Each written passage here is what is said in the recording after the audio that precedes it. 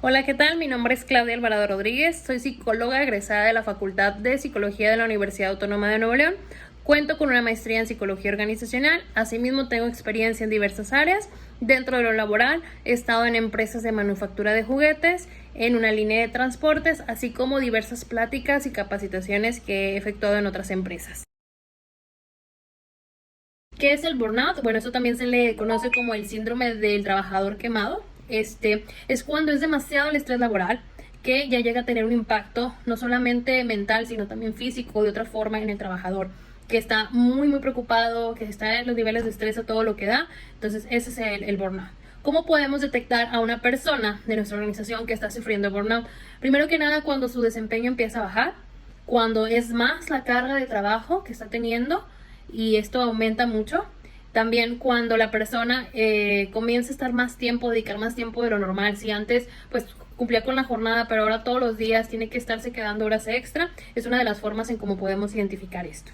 ¿Existen síntomas? ¿Cómo puedes identificarlo? Claro que sí. Pues como es mucho estrés, empieza a haber incluso ataques de ansiedad en la persona, empieza a bajar su rendimiento, tanto físico como mental. También hay otros síntomas donde comienzan algunos tics nerviosos, a rascarse, a problemas en el sueño, problemas en su alimentación, ya sea trancones de comida o dejar de comer, entre otros síntomas. ¿Crees que el burnout es más común en ciertas industrias o tipos de trabajo? Sí.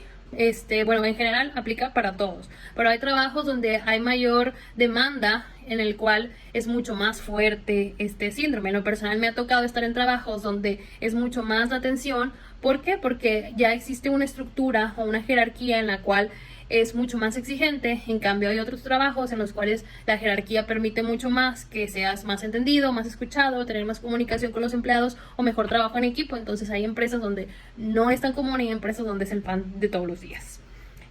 ¿Cómo evaluar este síndrome de burnout? Pues hay muchas escalas que podemos encontrar, tanto estandarizadas, perdón, y hay también otras formas como teniendo la comunicación con los empleados, viendo también los horarios de entrada, los horarios de salida, entre otras cosas. Pero lo ideal sería pues una escala que se aplique de manera general con todos los empleados. ¿Qué es el mobbing? El mobbing es el acoso laboral. Es como el bullying, pero dentro del trabajo. Es cuando ya empieza a haber un chantaje, un hostigamiento, un acoso incluso por parte de algún compañero, jefe o alguien que esté involucrado en el trabajo, y esto ya empieza a ser incómodo para la persona. Y es tanto el hostigamiento que empieza a haber afectaciones emocionales. ¿Cuál es la diferencia entre el mobbing laboral y la discriminación laboral? Bueno, el mobbing, como lo dije, es un tipo de acoso. Es cuando te están molestando o te están acosando para que hagas algo o para que influya de alguna manera en tu trabajo. En cambio, la discriminación laboral tiene que ver más cuando no te recibes ese reconocimiento o no se te da el puesto deseado o el trabajo deseado debido a tu condición física, social, cultural, entre otros. O también cuando se hace discriminación por género. ¿Qué medidas se pueden tomar desde nuestra área? Pues para todo esto es muy importante la comunicación, ¿sí? Que se tenga una comunicación adecuada, no solamente chismes de pasillo, sino una comunicación directamente con los jefes, que se hagan evaluaciones constantemente, que se tomen notas, que se hagan juntas reportando todo este tipo de situaciones y que se informe a los trabajadores dónde pueden acercarse o cómo pueden detectar ese tipo de situaciones. Si yo soy la víctima, ¿cómo puedo actuar? Pues la principal recomendación es hablar directamente con los superiores y si una vez que haces esto no hay una respuesta, es buscar otro tipo de medidas. Siempre va a haber alguien más arriba o acciones que puedas hacer desde tu trinchera para poder detener esto, ¿sí? Una cosa muy importante es no tomar la importancia de este tipo de acciones de manera personal, o sea que te va a afectar a ti personalmente, pero sí actuar para que esto se detecte.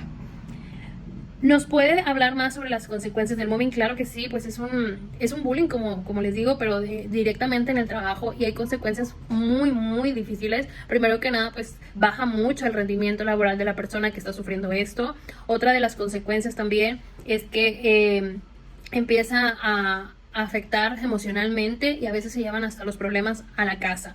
Comienza a haber faltas o no querer involucrarse en otras actividades. Te das cuenta cuando la persona prefiere comer solo o hacer otro tipo de actividades. Entonces sí hay consecuencias muy severas. ¿Cómo definiría? Bueno, nos puede hablar sobre las consecuencias. Pues una de las consecuencias también que se me pasaba a mencionarles es que la persona incluso hasta podría renunciar o ser despedida de su trabajo por que su desempeño pues ya no es el mismo, no se siente cómodo o renuncia o lo despiden sin ni siquiera saber el por qué. ¿Cómo definiría el proceso de outplacement? Bueno, este proceso, en mi experiencia, no es tan común aquí en nuestro estado. Apenas está como que mencionando más o agregando más dentro de la industria. Sería algo muy, muy bueno. Es cuando las empresas van a hacer un ajuste de personal, entonces tienen como que una empresa o alguna otra fuente de trabajo aliada donde saben que voy a despedir o voy a dejar de requerir los servicios de ese empleado, pero esta empresa lo va a poder colocar en otra área o le va a poder brindar un trabajo. Es muy bueno. Esto ayudaría mucho a disminuir tanto la rotación de personal como las bajas, o incluso ayudaría mucho en la economía de nuestro país y emocionalmente los empleados. Muchos cuando son despedidos pues caen en depresión o en otro tipo de síntomas, entonces sería muy muy bueno que se implementara. ¿Cuál es su opinión? Si me parece cruel, pues no, no me parece cruel, al contrario, me parece una medida de pues un poquito más cortés que solamente despedir al empleado, sino es como que dar otra alternativa u otra opción.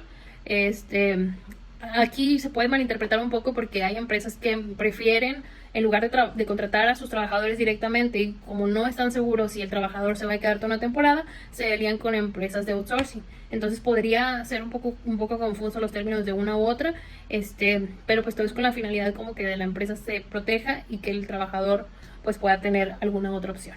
¿Ok? Eso es todo por mi parte. Muchas gracias por su atención.